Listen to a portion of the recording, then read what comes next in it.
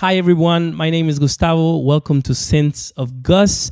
I'm sitting here in front of my beautiful Moog Subsequent 37, and today I want to talk to you about 7 things that I love about this beautiful synthesizer. Let's start with number 1. I will say the Moog Sound. The legendary Moog Sound is one of the things that I love. I don't have to tell you much about it because I'm sure you guys know it's one of the most legendary synthesizer sounds. And I know there are a lot of companies that can emulate the sound. They can clone it. They can make it for a lot less money and you can be satisfied. But to me, you got to have the Moog sound with the Moog instrument, with the Moog brand and the Moog look, because it's simply a different experience. I've played many cheaper synthesizers that sound amazing and they give you that ladder filter sound. But honestly, to me, the Moog sound sounds best on a Moog or in a Moog. Number 2 is its versatility, the wide range of sounds that you can program and create and save and recall on the spot and maneuver or program on the spot as well are fascinating. There's so many possibilities of sounds that you can create with this thing. I have a Moog grandmother and I've played live shows with it, and I'm telling you, it's really hard to control and maneuver and program it live on the spot and sing at the same time.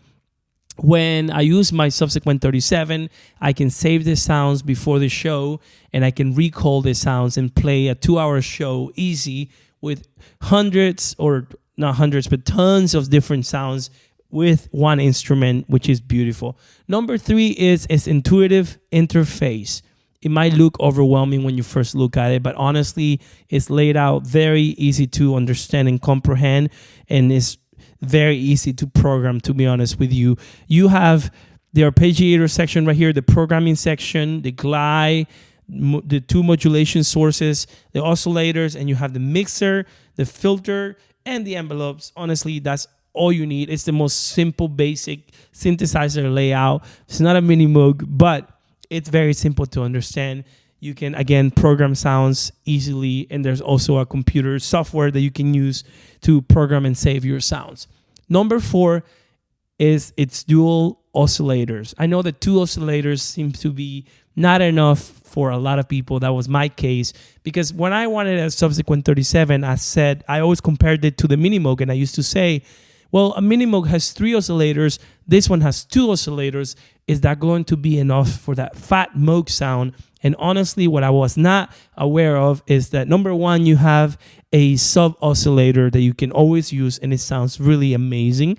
But also you have the multi-drive, which is a fascinating overdrive or overdriven sound, or distorted, you can call it, that actually makes the sound a lot fatter and juicier, and use all the words that you have in your mind to describe that thick sound, but also to do beautiful lead lines as well. They sound very, very cool, almost like a distorted electric guitar in its own way, but it's just a wonderful tool to have. The oscillator, the sub oscillator, is a fascinating addition.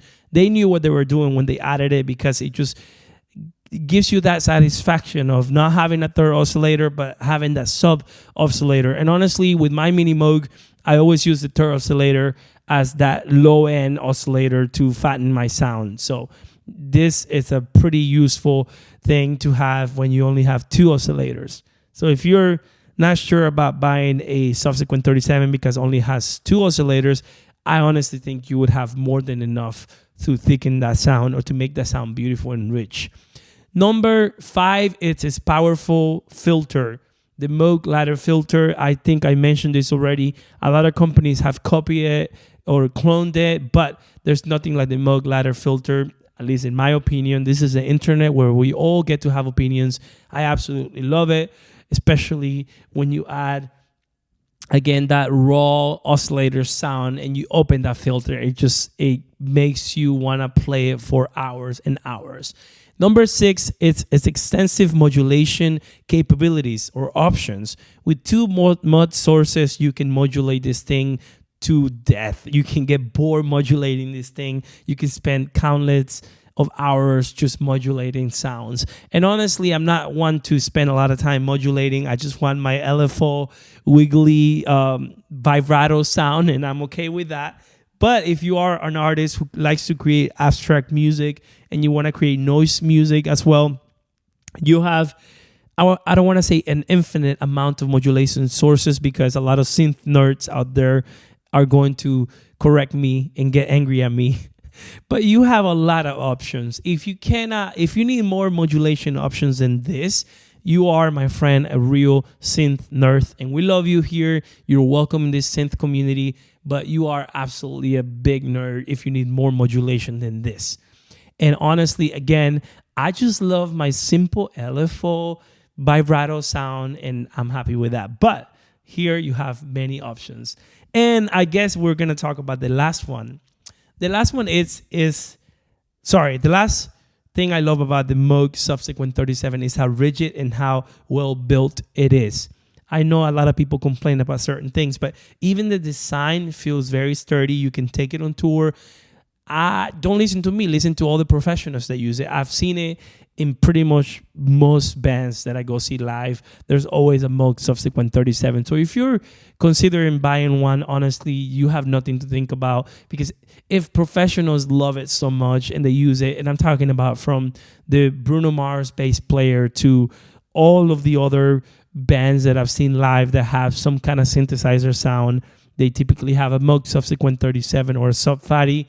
And it's honestly pretty awesome to tour with, to take it with you. If you have a case, a hard shell case as well, you can take it and feel sure that this thing is going to last you, and you're going to do a lot of gigs with it and not be worried that it's going to break.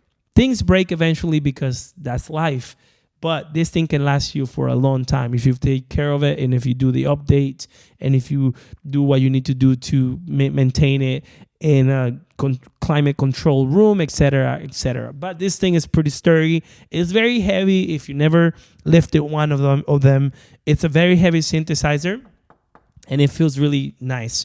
Also, I love this ash wood panels. I didn't know what kind of wood it was until someone in the comment section in another video told me. Thank you. This is a beautiful ash wood as well. So yeah, those are 7 things that I love about the Subsequent 37. I could tell you so many other things, but I want to hear from you. Tell me in the comments what you like about your Moog Subsequent of Sub 37, and I would love to read you in those comments. So thank you so much for watching this video. Also, thank you for subscribing to this channel. I hope to see you in the next video. Ciao.